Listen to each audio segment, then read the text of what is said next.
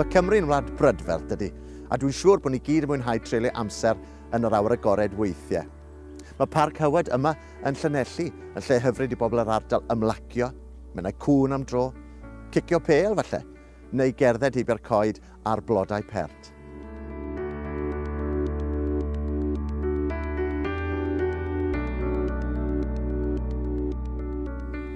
Ar ddiwrnod braf fel heddiw, dwi'n siŵr bod nifer fawr ohono ni wrth yn boddau allan yn yr ardd. Naill ai'n eistedd ac ymlacio, neu'n chwarae gemau di-ri.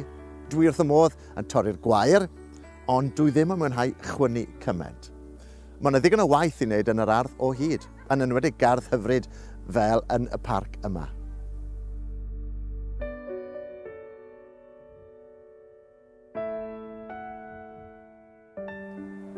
Dyn ni ddim yn cysylltu gerddi gyda phobl yn dioddef fel arfer, ond dyna sydd dan sylw heddiw, sef Iesu yn dioddef yng Gardd Gethsemane. Pwrpas y ffilm fer hon yw i feddwl am yr amser treuliodd Iesu yn gweddio yn yr ardd cyn cael ei arestio. Gewn ni gyfle hefyd i feddwl am beth ddigwyddodd i'r disgyblion pan oedden nhw dan bwysau. Beth yn mynd i gael golwg agosach ar ardd Gethsemane? Fe aeth Iesu yn aml i ardd Gethsemane gyda'i ddisgyblion, a dyna sut wyddai Judas ble i ddod o hyd iddo i'w fradychu. Ar ôl gorffen gweddio, dyma Iesu'n croesi dyffryn cydron gyda'i ddisgyblion. Dyma nhw'n dod at ardd o lewydd oedd yno ac yn mynd i mewn iddi. Roedd Judas, y bradwr, yn gwybod am y lle am fod Iesu a'i ddisgyblion wedi cyfarfod yno lawer gwaith.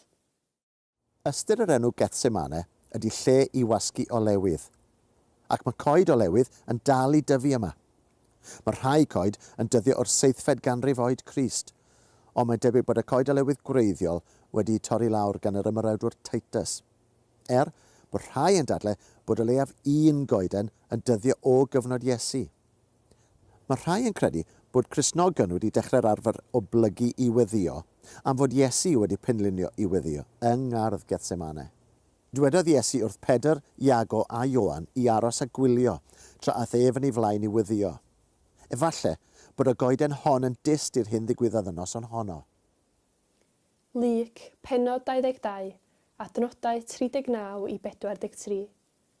Pan gyrhaeddodd lle roedd yn mynd, dywedodd wrthyn nhw, gweddiwch y byddwch chi ddim yn syrthio pan gewch chi'ch profi. Yna aeth yn ei flaen dafliad carreg a mynd ar ei luniau a dechrau gweddio.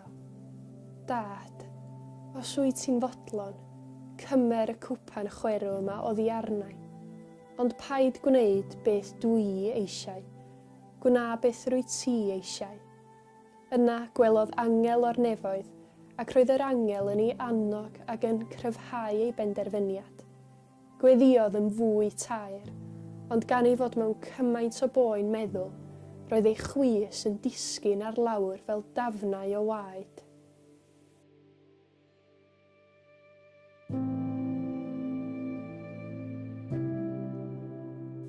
Yn sicr, dioddefodd Iesu y noson honno. Roedd e'n berson dynol fel ni, yn deall yn teimladau, yn cael ei demtio, ac yn gorfod dysgu bod yn ifydd. Ond, roedd e'n ddibechod, a bob amser yn dewis gwneud ewyllus Duw ei dad nefol. Hebreaid pennod 5, adnod 9.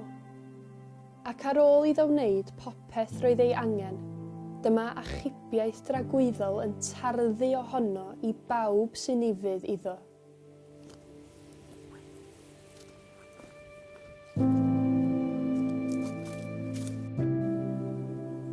Cwympodd Pedr, Iago ac Ioan i gysgu yn yr ardd, fod Iesu eisiau nhw aros yn effro.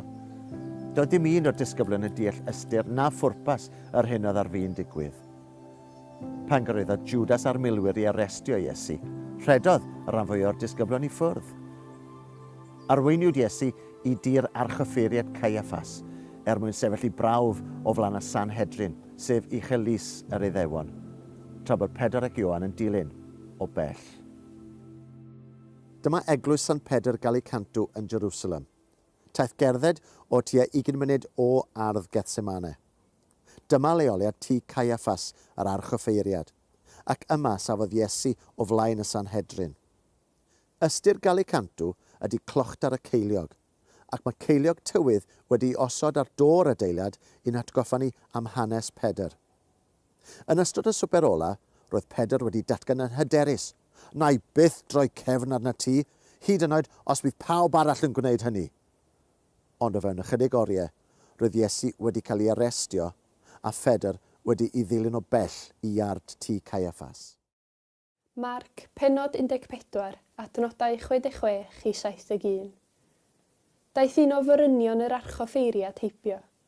Digwyddodd sylwi ar Pedr yn cadw'n gynnes yno a stopiodd i edrych arno. Roedd o ti'n un o'r rhai oedd gyda'r nasaread Iesu yna, meddai.